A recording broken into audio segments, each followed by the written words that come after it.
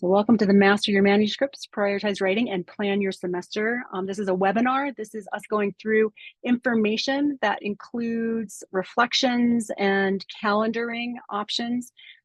This is just going to be the information portion of the session. And so there may be places where we have already in the real-time workshop gone through and done some reflection. I'll just note that. And then if you're looking at the webinar, you can just pause and do the reflections then when they're on the screen. The topics that we're going to talk about are the writer's reflection. We'll talk about the nature of meaningful work and how important it is to be connected to what's meaningful for your own kind of academic research productivity, but also to your health and well-being as you move through either graduate school, early career stages, or through your career as a researcher. Talk about prioritizing writing and taking a broad view of what that writing is and how it is that you can prioritize it.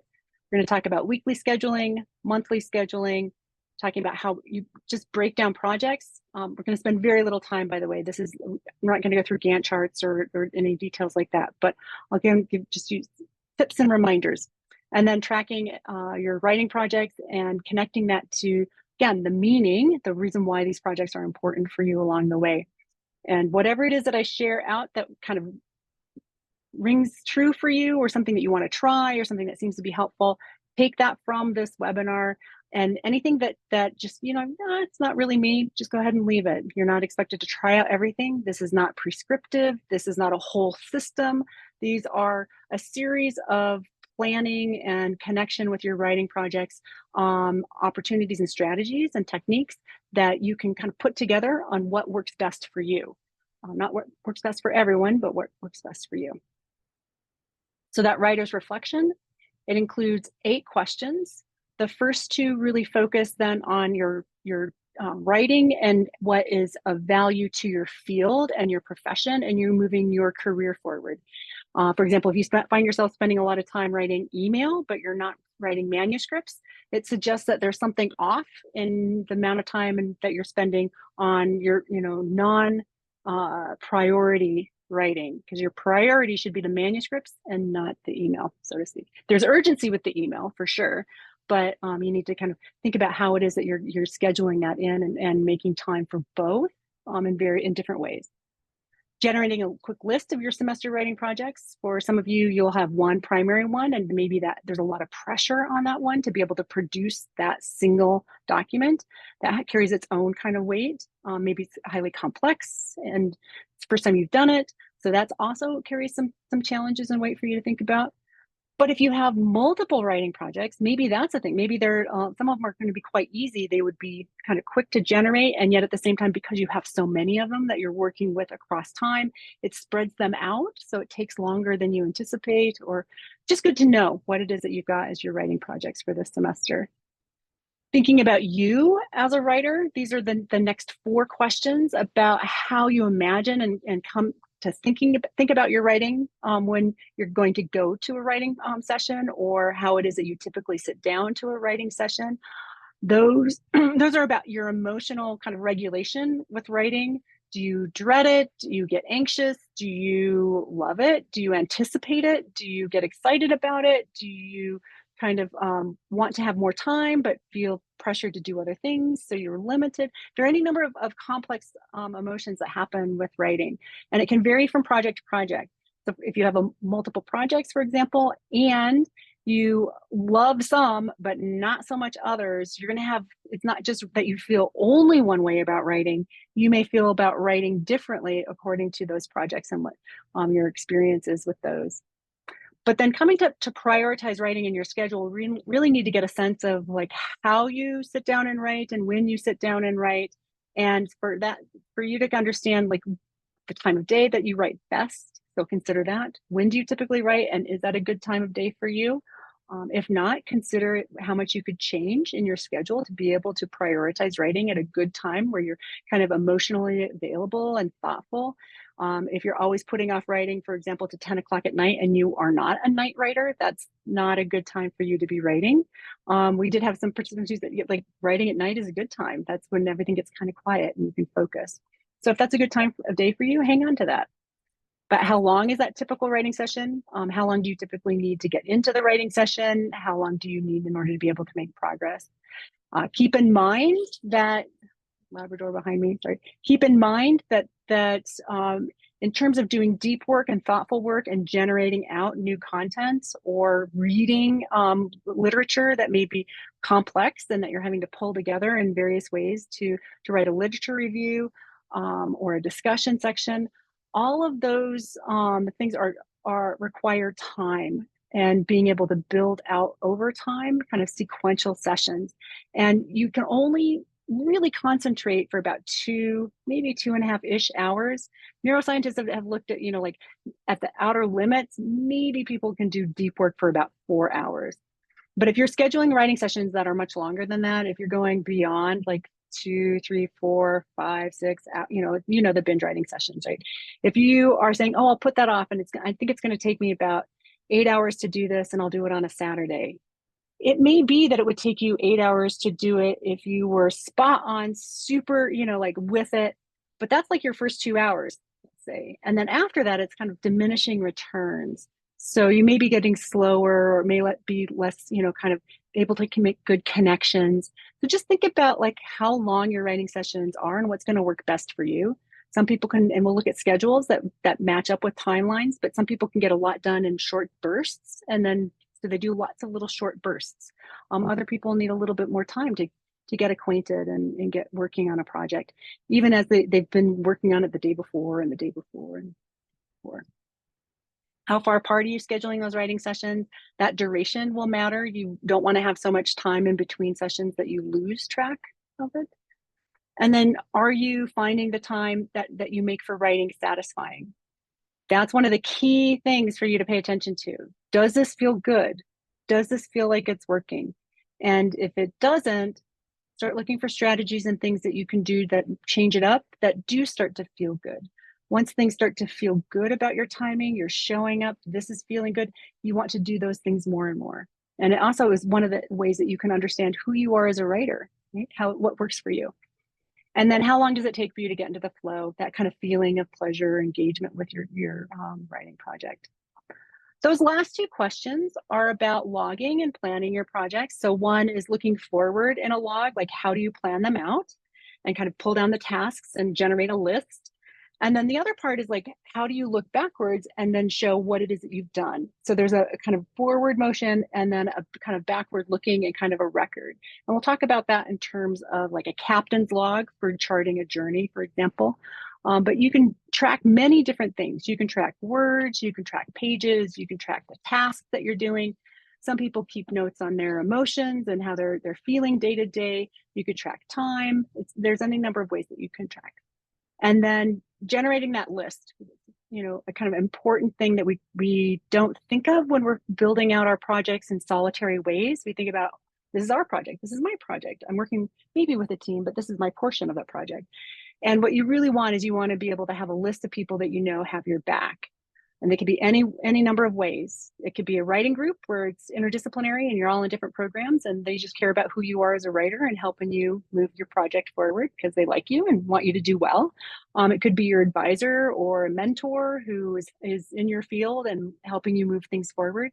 Someone mentioned earlier, like deadlines or things that are coming from externals that could be driven by, I think, editors, journal editors, special collections, whatever those things are that might be, there are people behind those deadlines, right? That help you kind of move your projects forward.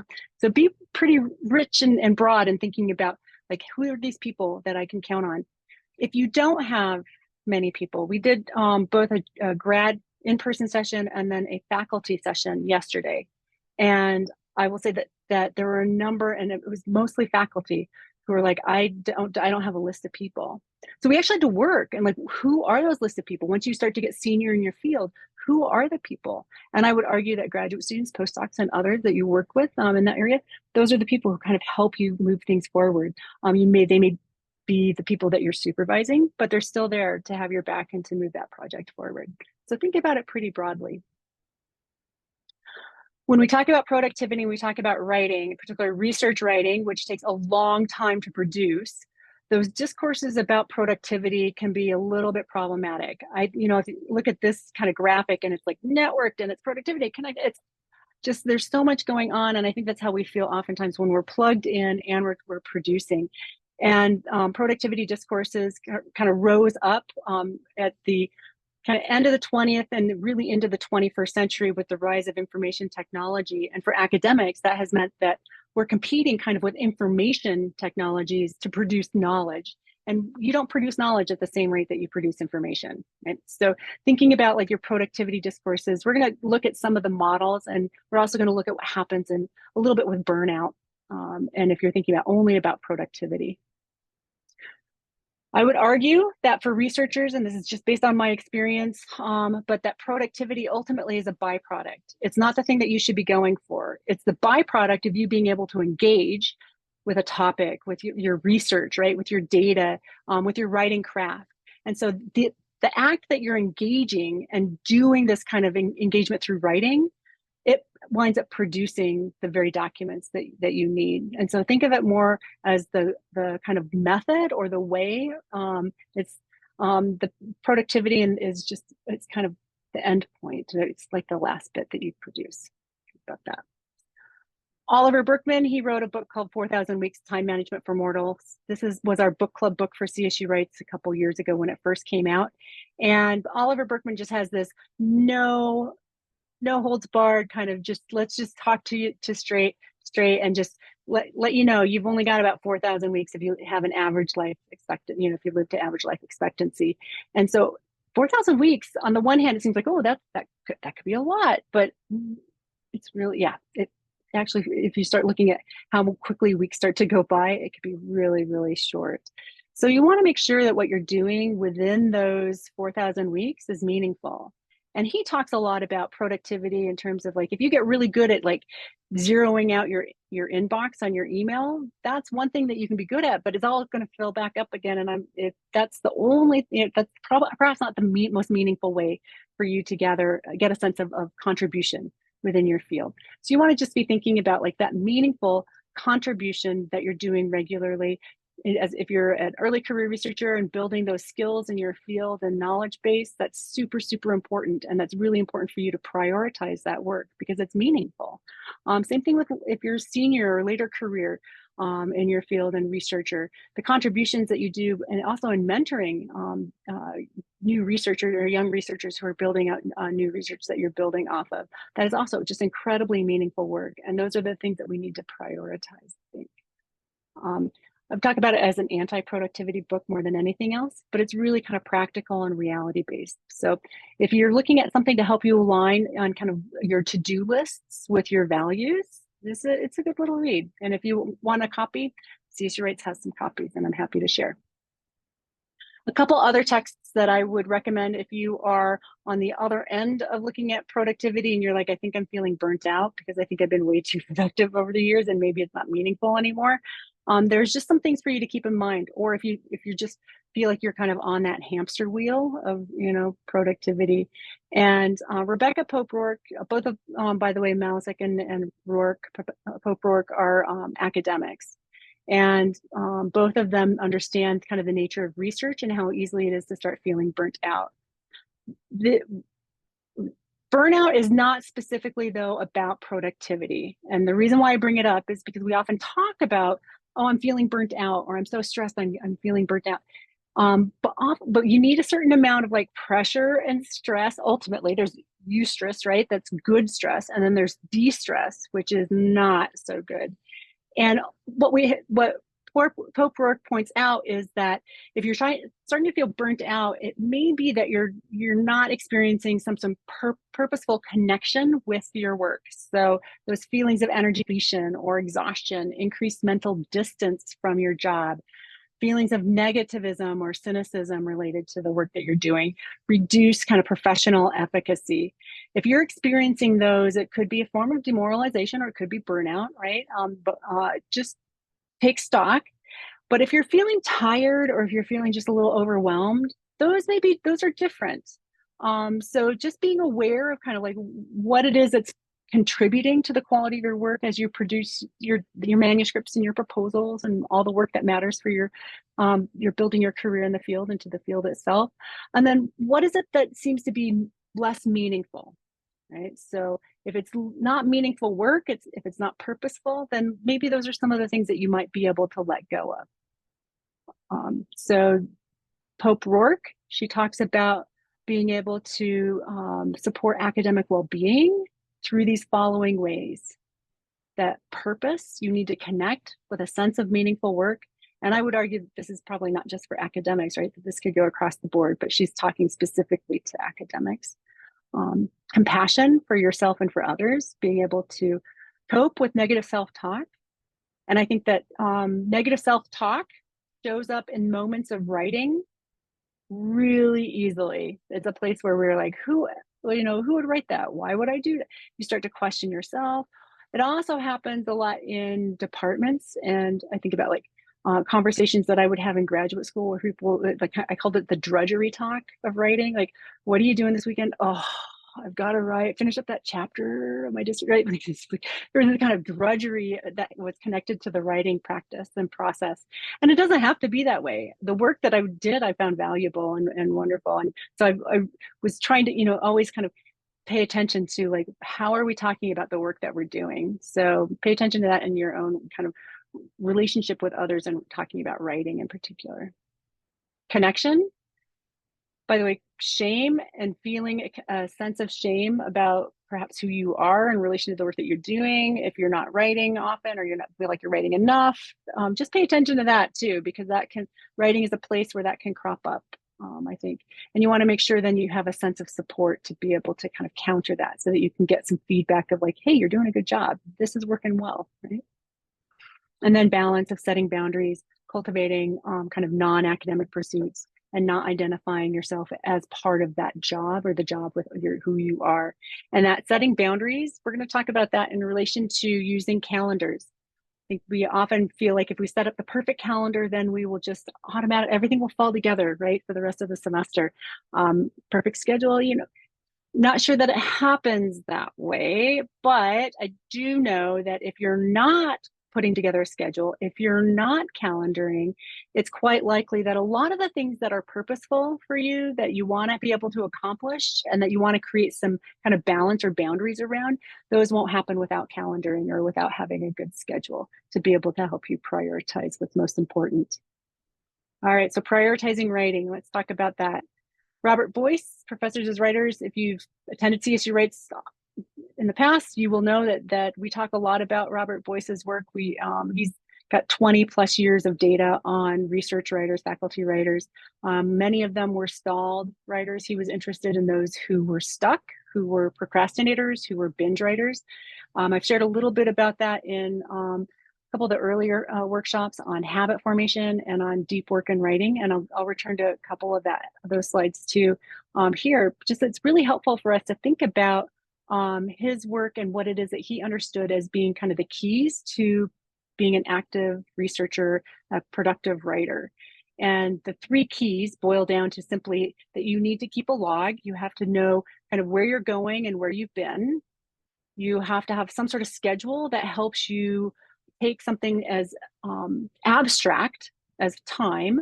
We move through it, but our conception of time, the only way we kind of hold on to it is we create timed numbers, and there's a reason why we showed up here at this same place at the same time kind of thing. So we use these kind of structures. We give structure to something that is really abstract and that we move through. So you need to have the same thing that, for scheduling out your writing projects, which by the way are also, until you've got them done and until you've produced them, they too are really broad and amorphous. They're kind of unstructured. You have to give structure to them. You have to identify and generate what are the tasks that go into this, into creating these different sections. So what are the sections? What do I need to do? Like what is the content for this? How many graphs, how many figures, whatever the things are. And so you put that task list together in order to be able to see what the structure is for those documents, in the same way that you put together a schedule in order to be able to identify where's the time going to go, right, that I need to devote to finishing those tasks and doing those tasks.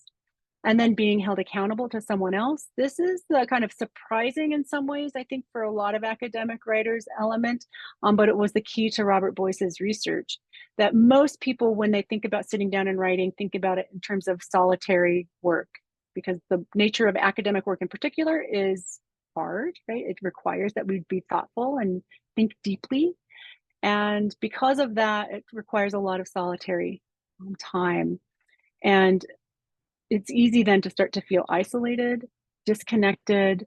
And when you start to kind of feel like you're adrift, you really need to reach out and you need to have somebody else there who's like, okay, well, how are things going? You know, how is this idea shaping up? How are you progressing through this project? Whatever the conversation is, you need to have somebody else there at different levels and different stages. You don't have to have experts who are helping you sometimes with the kind of earlier stages, but later stages of writing, you'll not only have your advisors or other people in the field who are experts, but you're going to have peer reviewers, right? Who are the experts in the field where your work has gone to be reviewed in order to get their feedback. And all of that is some sort of accountability to keep your project as something that can be the best contribution moving forward, but also the best contribution to the field as possible. Being regular, if you're at all interested in how much you can produce in binges per month versus being a regular writer per month, I just want to point you to the kind of first set of columns here in this bar graph. This is the pages per month and how many pages per month were produced by bingers on average versus the number of pages of writing per month that were produced by regular writers. There's a reason for that. It turns out, and we talked earlier a little bit about, time and how much capacity you have for working on deep and intensive projects in a given day. You have, 2, maybe 4 hours. If you could do 2 hours in the morning and 2 hours in the evening, whatever, you can find some capacity to be able to think deeply for a consecutive, couple hours, right? But you can't do it through a full day or binging for 10 to 12 hours.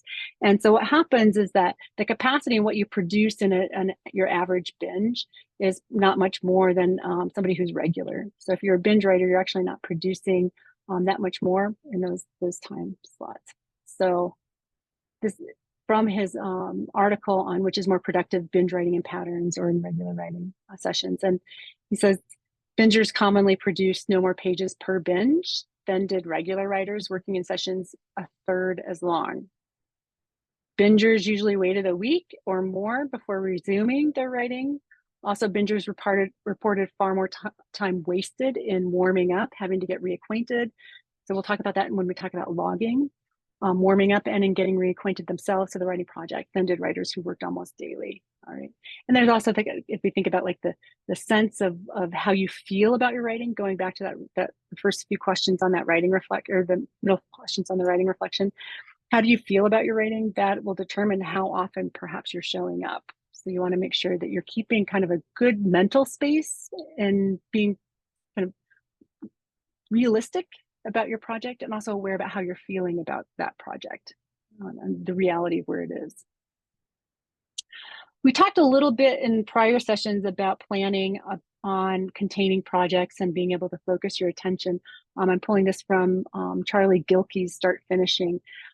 And he talks about the 5 projects rule for at any point, in a week or a semester, if they're big projects, right? That you really can only have about 5 projects on your plate at a given time where you're giving good attention to them. So if you think about giving attention to your family, giving attention to sports and recreation and things that you like, to your research, to your writing, if each one of these things, let's say on average, is going to take about 2 hours a day, that's probably, nice amount of time, being able to spend time with family, right? Being able to spend time out running or hiking. If you can only have so many projects in a given day that you're going to be focusing on and working on. We like to think that we can do everything. And really what Gilkey reminds us, and it's also in the book Essentialism, is that you want to make sure that you are focused on what's, again, meaningful, and that you prioritize those things in your day rather than kind of fritter away your time on things that are less important. In a week, if you're thinking about this specific 2 writing projects, and for those of you who have multiple writing projects, Keep it to about 3 per week.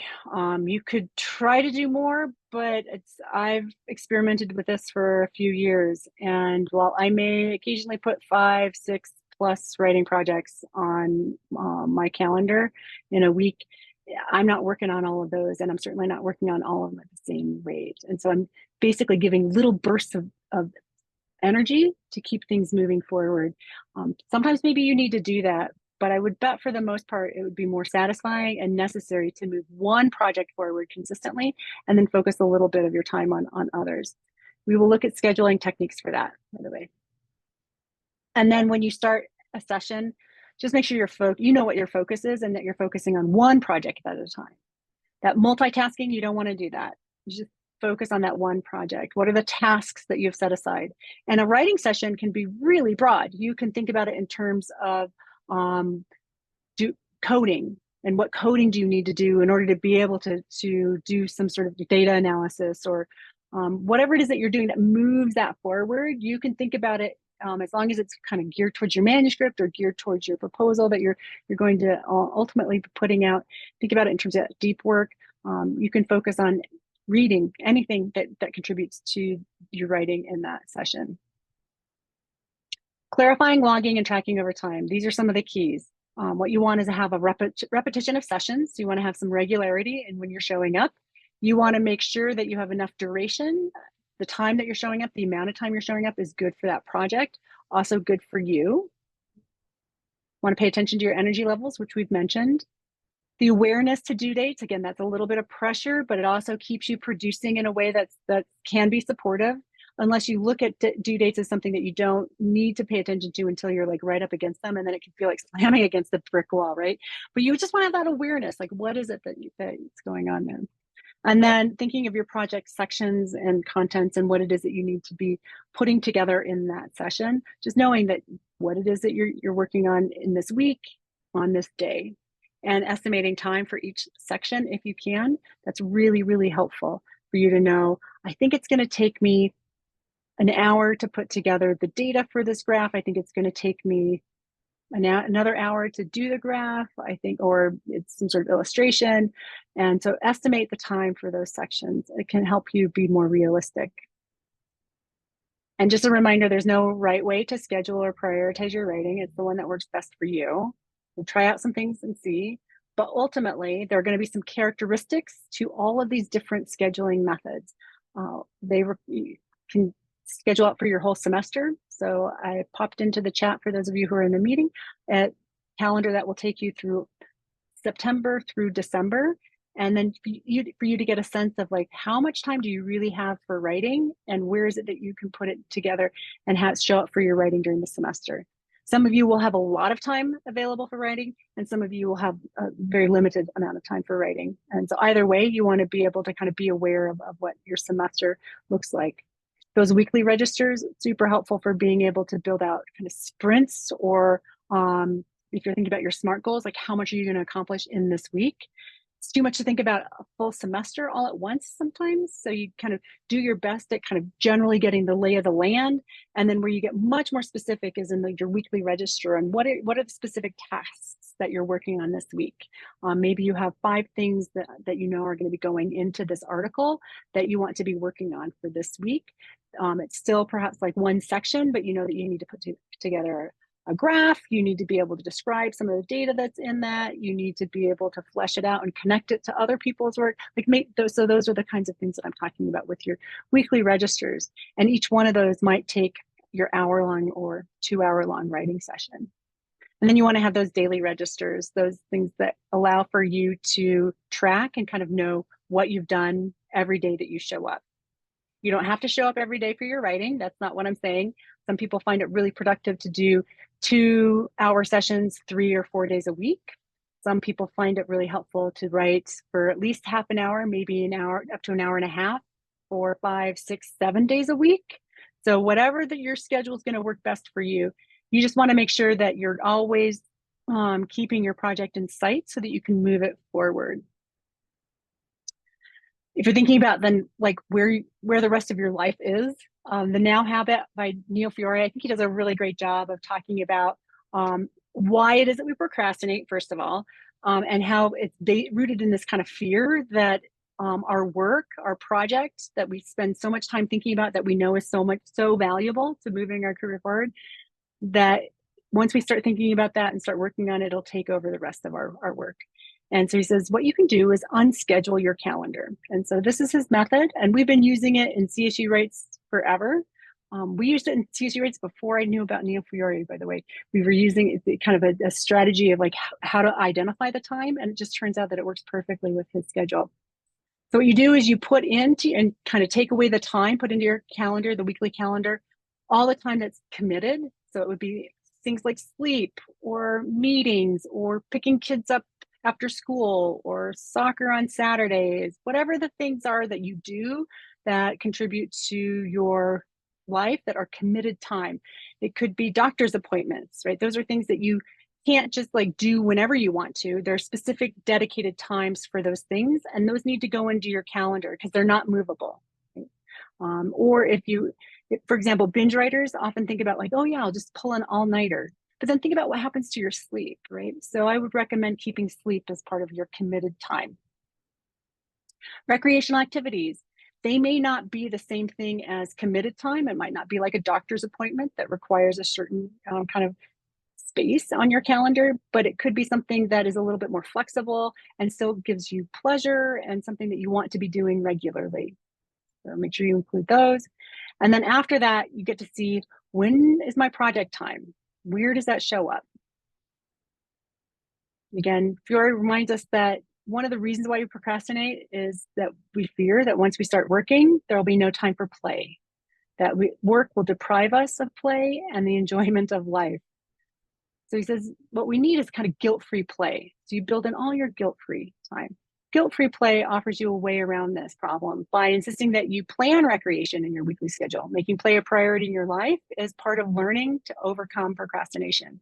So for those of you who are out there who tend to procrastinate or put things off, just know that if you build it in and say, I've built in time for that. At the moment where you set a writing time, you can say, oh yeah, this is my writing time. I've built in time to meet with colleagues later, to meet with students later, to whatever the things are. You've got other time set aside for those other activities. Let's talk about your weekly schedule. So this is Neil Fiore's website and book. And it would look something like this, where you've got, sleep and jog and other things that are in there that are your committed time, your recreation time. And then what you identify is then you have these spaces, right, for project time. And those blank spaces right there are what are identified. And then you can see that he identifies how much time there is during that day. So on Sunday, there's only half an hour for project time. But then there are other days where there's 3.5 hours or 3 hours. And so it's really helpful. So there's 15 hours on this person's week, on Joe's schedule, for his A project. And if you have multiple projects, you can talk about them as A time, A, B, C. We'll look at other schedules like that. So for example, this would be something like a rhythmic scheduling. The term comes from Cal Newport. And again, no more than 3 projects per week would be my recommendation. Ultimately, because you're going to have a priority project that has the earlier deadline or has the kind of greater push to get it out. And so that's what you will take up most of your time during that week. And you can have it so that you're scheduling out regular writing sessions, let's say Monday through Friday, but then your project B might be scheduled out someplace different. And then your project C, you're just touching base with it, 15, 20, 30 minutes or so, just to keep it so that it's kind of in purview. So that's if you're working on multiple projects. Again, if you only have one project, just think about this as like, where does that fit? There are other ways that you can schedule out priority projects. You could do kind of 2-a-days for Monday, Wednesday, and then on Friday have a half day, and then on other days work on different projects. This is a great system, by the way, if you're trying to figure out where reading fits in. Let's say you're doing a fair amount of generating new content, but you're also trying to read content around the same time. For me, because I was literary studies, all of my evidence, all of my text, all of my research was actually in books. So I did a lot of reading, which meant I was reading mostly at night. I would read in the evenings. And then I would get up and I had a writing session the next morning. And so that's the only way I was able to bookend it. So you can have reading time, or maybe reading time here, or prep time, library time, Tuesdays, Thursdays, if you have one project and you know that you want to be prepared for intensive writing sessions on the next days. Notice with morning and afternoon sessions, there might be this might be your better time of day. You might be more mentally available, let's say in the morning, and then less mentally available in the afternoon. Avatar Zerubbabel, who wrote a book called Clockwork Muse, talks about how he would write in the mornings, he would generate new content in the morning, and then in the afternoon he would edit. And he would edit work, not that he generated that morning, but work that he had generated a day or a few days before. And then you could look at every day of the week schedule. Some people like to do that. Some people are just like, I don't want to have to write for longer blocks of time. I really want to have, like, succinct, kind of clearly demarcated, this is my writing time across the week. And then you could build in different projects by adding them on, right, in those morning times. There's something called the journalistic method. Again, I'm using Cal Newport's language here to talk about this, but I'm pulling information from Christine Tully's How Writing Faculty Write. But the fragmented schedule, she calls it, or the journalistic method, is where you pop in for like 15 minutes, half an hour, and you work a little bit here, you work in the, mid-morning, and then into the afternoon, and then maybe you do something again in the evening. So if you add this up, you've got, a little less than 2 hours, I think, of writing, or a little bit more than 2 hours, excuse me, but in a day, but it's spread out over the course of a day. If that appeals to you, if that's something where you think I could just pop in and do a little bit here and pop in, and that could be something that's great. I had a colleague at a university who wrote like this. I have never been able to figure out how to get it to work for me. So I think it takes a certain kind of approach and mindset. Cal Newport talks about how in his journalistic kind of experiments with being able to write in this method, that he needed to become kind of senior, and he needed to have enough knowledge and background and become enough of an expert so that he could sit down and just write in short bursts and not feel like he was spending a lot of time trying to get caught up or learning new material, or bringing in something that he was learning about. So for your week, I'll pop these into the chat, but you have a scheduler. This comes from Wendy Belcher. But the key is on this one for you to, very much like the Neil Fiore, unschedule your method, or unschedule, your week. So eliminate the hours that you're not available for writing, and you can do it pretty quickly, or you could put in all of your regular kind of meetings and other things, however you want to do it. And then think about what time remains for writing. Do you have time to show up for writing on weekdays? Do you have at least 2, hopefully 3 2-hour blocks if you're kind of needing a little bit more time with your writing? Is your week rearranged or arranged to prioritize writing? And if not, can you rearrange it? So your schedule might look something like this, where you're sleeping, but Sunday you don't want to write at all. And maybe, let's say you teach on Tuesdays and Thursdays, so you know that you could have some time for writing, but maybe that's not your best time. So you might prioritize the Monday, Wednesday, Friday from 8 to 10. So you have about 6 hours there. And if you're looking for another few hours or a couple hours, you could do a little bit on Saturday, maybe again prepping in the afternoons on Tuesdays and Thursdays. Here, what I've set up is something like, let's say you have a schedule where you have this time free, and then you have office hours after on Monday, Wednesday, Friday, which would be a fabulous setup, right? And then you don't automatically have that time to continue writing. If a student shows up, right, that's who you prioritize. But so it's possibly that you would have that time available. But that's about 8 to 10-ish hours. And that's a really good set of hours for moving a project forward in a week. Again, you don't want to be writing for 168 hours because you can't do that. So how many hours are you going to be writing for? That monthly schedule, we're going to do something very similar with that too.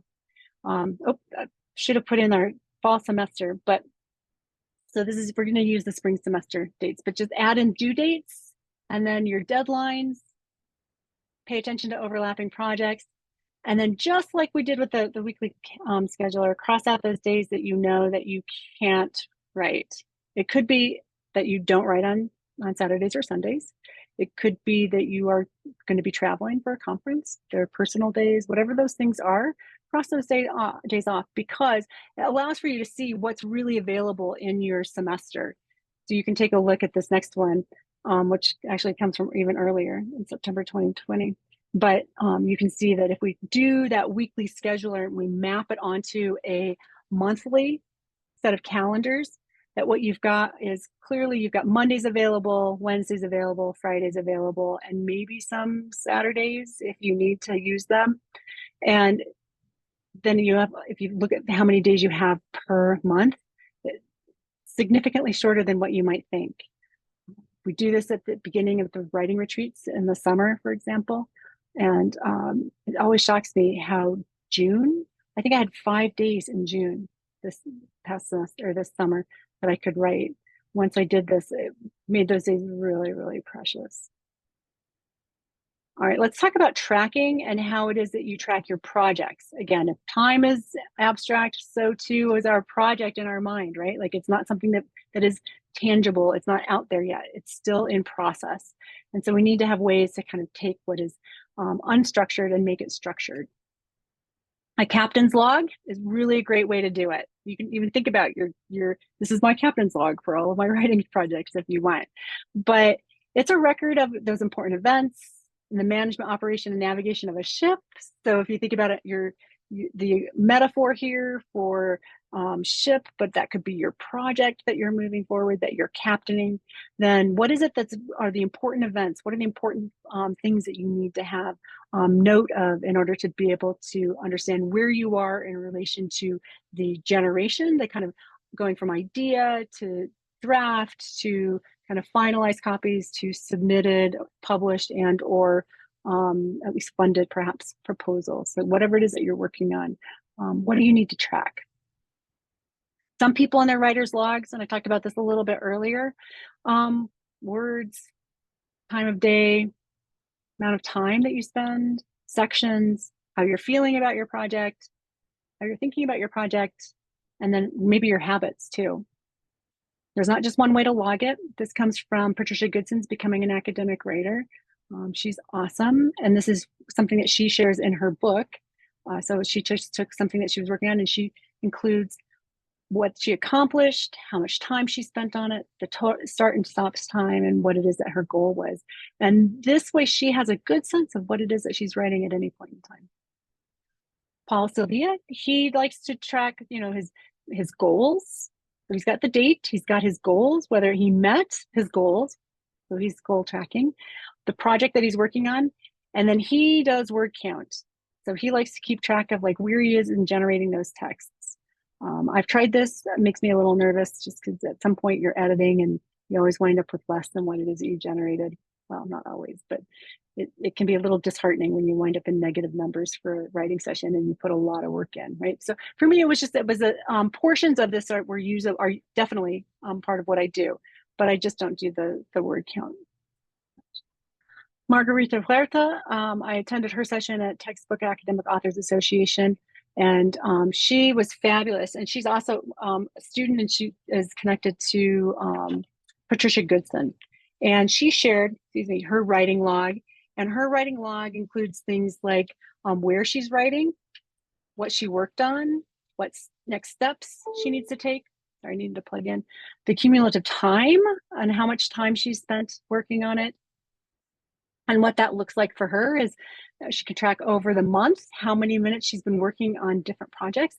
Also, I love the how did it go portion, right? Like she's very discouraged. How in the world is she going to write this up? Or good, it's coming along. Just notice that there's lots of kind of ups and downs in the daily writing practice as we move through it. But she also has, if you look at her tabs at the bottom, she tracks her feedback that she's getting. She has a yearly summary of the work that she's produced, additional notes. So it's a really effective kind of, I think, a log template. And there's a lot here that you can kind of just play around with and see what would be good for you to start logging those notes. Take a look. And then she has that kind of yearly summary. Cal Newport, he talks about his daily scheduling notebook. It doesn't have to be elaborate, right? So this is him going through a messy day, something where some things had to get rescheduled multiple times. His deep work, he kind of had to keep pulling it and moving it to different sessions, or and so that's kind of flexible way and non-digital, right? An analog way for you to do this.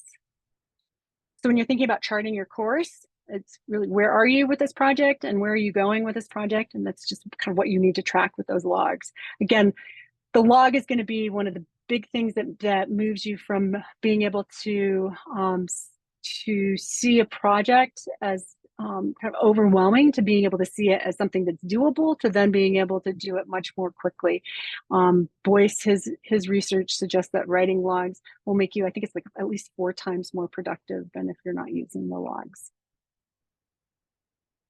So if you're setting goals at the beginning of sessions, thinking about like, what do you want to achieve? Why do you want to achieve it? And how are you going to achieve it?